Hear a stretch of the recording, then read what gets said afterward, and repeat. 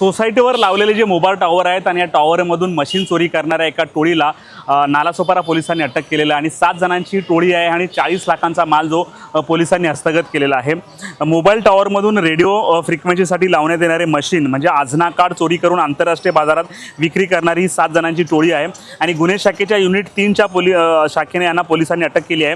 या टोळीकडून 40 लाख रुपये किमतीच्या 36 मशीन हस्तगत करण्यात आलेले आहे आणि 20 गुन्ह्यांची उकल जे आतापर्यंत समोर झालेली आहे याची माहिती पत्रकार परिषदेमध्ये पोलिसांनी दिलेली आहे।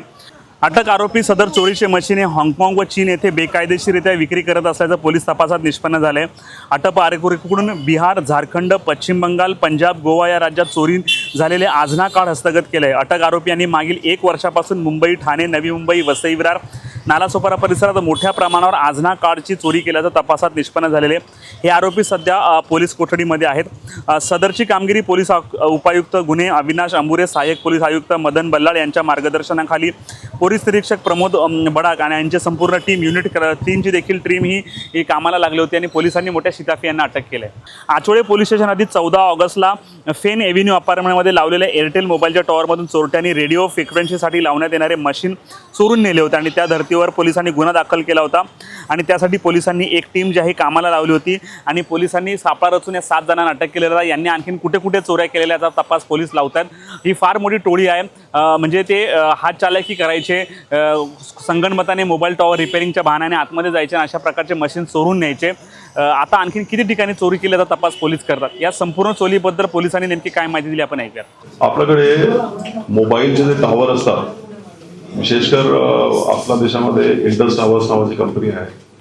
टावर्स ज्यांनी टावर्स इन्स्टॉल करतात तिथे 5G नेटवर्कच्या कम्युनिकेशन नेटवर्क इस्टॅब्लिश करण्यासाठी त्या टावरच्या बेसवर एक युनिट असतो, त्याला म्हणतात आजना कार्ड, आणि हे नोकिया आणि एरिक्सन कंपनी भारतात सप्लाय करतात। याला आपण रेडिओ रिसिव्हर युनिट RRU असा म्हणतो। हा जो आहे तो नेटवर्क 5G नेटवर्क इस्टॅब्लिश ठेवण्यासाठी क्रिटिकल असतो। याची चोरी होण्याचे काही प्रकार सुरू झाले होते आणि नेहमी ज्या पोलिसांचं लक्ष दागिने घरफोडी या ठिकाणी जास्त असतो, परंतु हे याच्यावर पण आपला एक लक्ष गेला की असे गुन्हे व्हायला लागलेले आहेत। तर एका गुन्ह्यामध्ये आम्हाला एक CCTV अनालिसिस केल्यानंतर आचोळेचा एक गुन्हा आम्ही उघडकीस आणला। तो गुन्हा जेव्हा उघडकीस झाला तेव्हा आम्ही तिथे शुभम विनायक यादव आणि शैलेश यादव, तो शुभम बकोलाला राहतो आणि शैलेश यादव अंधेरीला राहतो, या दोघांना अटक केली।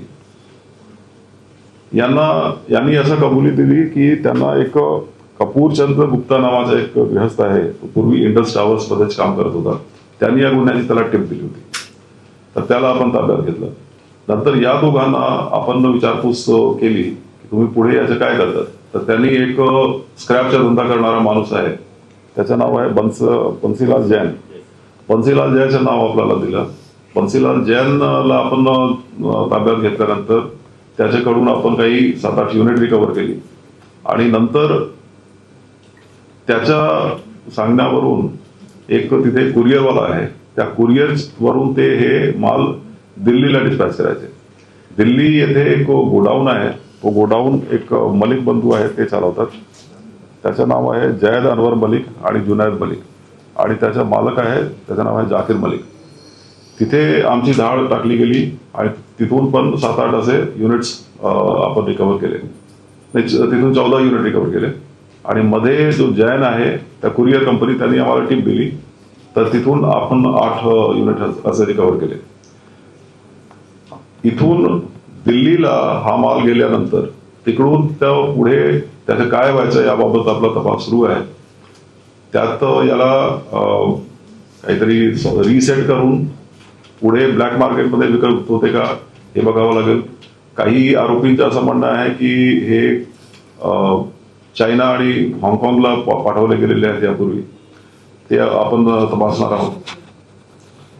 या गुन्ह्यात अशा पद्धतीने या सगळ्यांना अटक करून आम्ही याच्याकडनं एकूण 20 गुन्हे महाराष्ट्रातले उघडकीस आलेले आहेत। त्यात आहे आचोळेचा एक आहे, वाडीवचे 4 गुन्हे आहेत.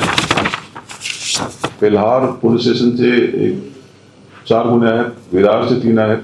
जे मार्गच्या मुंबईचा 1 आहे. उरार, घाटकोपर, कल्याण रेल्वे पोलीस स्टेशन, कळवा पोलीस, मुंब्रा, अंबरनाथ आणि कोतवाली थाना बिहार असे एकूण 20 गुन्हे उघडकीस झालेले आहेत. आता जे आपल्याकडे आम्ही इथे एकूण 36 असे कार्ड रिकवर केलेले आहेत, आधार कार्ड. त्या 36 पैकी 10 कार्डचे सिरियल नंबर ते खोडले गेलेले आहेत, ते काही सापडत नाही. परंतु बाकीचे जे आहेत त्यापैकी 1 गोवाचा आहे असा इस्टॅब्लिश झालेला आहे, ते गोव्यातून चोरी झाला होता. 1 दिल्लीतून चोरी झाला होता, 2 बिहारमधून चोरी झाले होते, 1 झारखंडमधून आणि 1 पंजाबमधून चोरी झाला होता. अशा पद्धतीने ही एक इंटर स्टेट गँग जे आहे ते आम्ही बस केलेली आहे आणि याचा पुढील तपास सुरू आहे. मुद्देमाल जे आहे तो आपला 40 लाखाचा आहे as per the market purchase price, but in the black market it may go to some crores. अजून आरोपी होऊ शकते का याच्यामध्ये?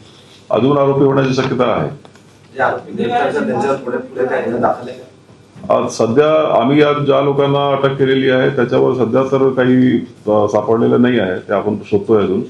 परंतु याचा जो एक लीडर आहे जावेद नावाचा, तो अशा पद्धतीच्या रॅकेट चालवण्यासाठी पूर्वी एकदा त्याच्यावर कारवाई झाली होती किंवा तो त्याला आरोपी केला गेला होता. सर, यांचा मोटिव्ह काय होता? त्यानंतर ज्या पद्धतीने महाराष्ट्रात 20 गुन्हे उघडकीस आलेले आहेत, बिहार, पश्चिम बंगाल, झारखंड या ठिकाणी देखील काही गुन्हे दाखल आहेत का? काय माहिती समोर आली आहे?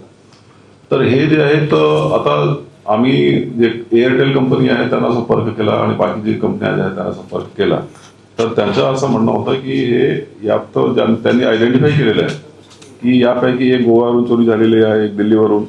तिथे जे FIR वगैरे जे काय आहे ते आपण आता त्या राज्यांना संपर्क करणार आहोत.